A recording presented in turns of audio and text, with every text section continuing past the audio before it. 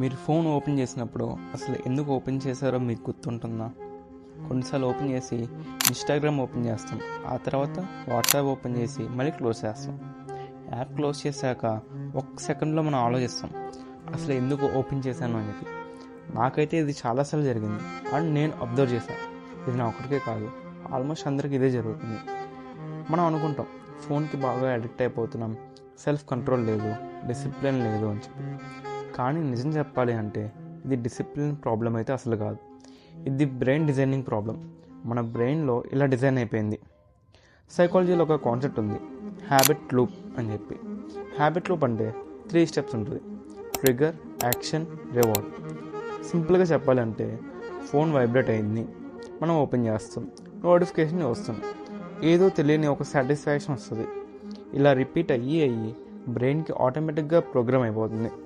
తర్వాత నోటిఫికేషన్స్ ఏం లేకపోయినా సరే బ్రెయిన్ ఆ డైనమోలో ఉండిపోతుంది.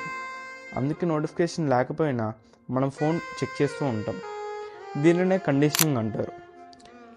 మీరు నిజంగా అబ్జర్వ్ చేయండి, వాష్రూమ్కి వెళ్ళినప్పుడు ఆ గ్యాప్లో ఫోన్ చూడకపోతే కొంచెం అనీజీగా అనిపిస్తుంది. లిఫ్ట్లో వెయిట్ చేస్తుంటే ఫోన్ ఓపెన్ చేస్తాం, బస్సులో, క్లాస్లో, ఆఫీస్లో, ఇంకా మనం రోడ్డు మీద నడిచేటప్పుడు కూడా ఫోన్ యూస్ చేస్తాం.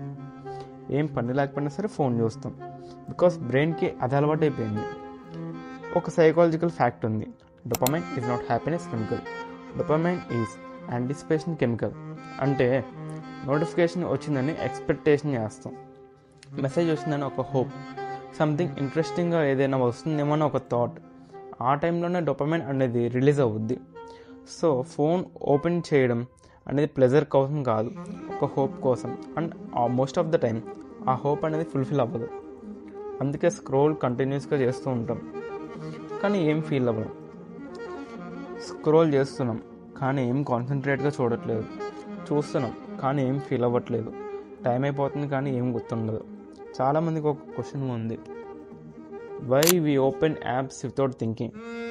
సో ఎందుకంటే తమకి మజిల్ మెమరీ అనేది ఒకటి ఉంటుంది. సో మనం కంటిన్యూస్గా ట్యాప్ చేస్తూ ఉంటే అది స్టోర్ అవుతూ ఉంటుంది, బ్రెయిన్కి ఒక హ్యాబిట్ లాగా మారుతుంది. బోర్ ఫీల్ అవుతున్నాం కాబట్టి అది మన బ్రెయిన్ రెస్ట్ పొజిషన్లో ఉంది కాబట్టి మనం కాన్షియస్గా డెసిషన్ తీసుకోవట్లేదు.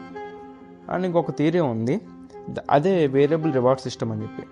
స్లాట్ మెషిన్ లాగా ప్రతిసారి సేమ్ రిజల్ట్ ఉండదు, బట్ సమ్టైమ్స్ ఇంట్రెస్టింగ్గా కంటెంట్ వస్తుంది, సమ్టైమ్స్ బోరింగ్ కంటెంట్ వస్తుంది. ఇది వచ్చేసరికి మొత్తం అన్ప్రెడిక్టబుల్. బ్రెయిన్కి ఇది చాలా అడిక్టివ్ అయిపోతుంది. అందుకే రీల్స్ స్క్రోల్ చేస్తూనే ఉంటాం, ఫీడ్ రీఫ్రెష్ చేస్తూనే ఉంటాం, బికాస్ నెక్స్ట్ స్వైప్లో ఏదైనా ఇంట్రెస్టింగ్ వస్తుందేమో అని చెప్పి ఒక ఇంట్రెస్ట్. అంతే. మీరు ఎక్కడి వరకు వచ్చారు అంటే థ్యాంక్ యూ సో మచ్. నాకు అన్నీ నచ్చితే ఛానల్ సబ్స్క్రైబ్ చేయండి, షేర్ చేయండి, లైక్ చేయండి. సో నెక్స్ట్ వచ్చేసరికి రియలైజేషన్ ఉంది. సో ఇలా ఆలోచించాక నాకు అర్థమైంది ఏంటంటే ఫోన్ నేను యూస్ చేయట్లేదు, ఫోన్ నన్ను కంట్రోల్ చేస్తుందని చెప్పి. ఇది నమ్మినా నమ్మకపోయినా ఇది రియాలిటీ. ఈ యాప్స్ అనే డేంజర్ అని అయితే నేను చెప్పను, టెక్నాలజీ బ్యాడ్ అని కూడా చెప్పను. మన హ్యూమన్ బ్రెయిన్స్ ఈజీగా మ్యానిపులేట్ అవుతాయి. అవేర్నెస్ అనేది important. Next time phone use చేసినప్పుడు జస్ట్ ఒక క్వశ్చన్ అనుకోండి, ఎందుకు ఓపెన్ చేస్తున్నా అని చెప్పి.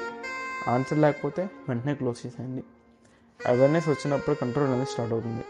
నేను స్ట్రాంగ్గా నమ్ముతున్నా, మీరు వీక్ కాదని చెప్పి, మీరు లేజీ కాదని చెప్పి, అండ్ మీరు చాలా యాక్టివ్గా ఉంటారని చెప్పి. సో మీ ఫోన్లో ఎక్కువగా ఓపెన్ చేసే యాప్ ఏంటి? ఇన్స్టాగ్రామా, వాట్సాపా, యూట్యూబా? కామెంట్లో చెప్పండి, చూద్దాం మనందరం సేమ్ వేలో యూస్ చేస్తున్నామా లేదా డిఫరెంట్గా యూస్ చేస్తున్నామా. Thank you for watching this video guys. Have a nice day.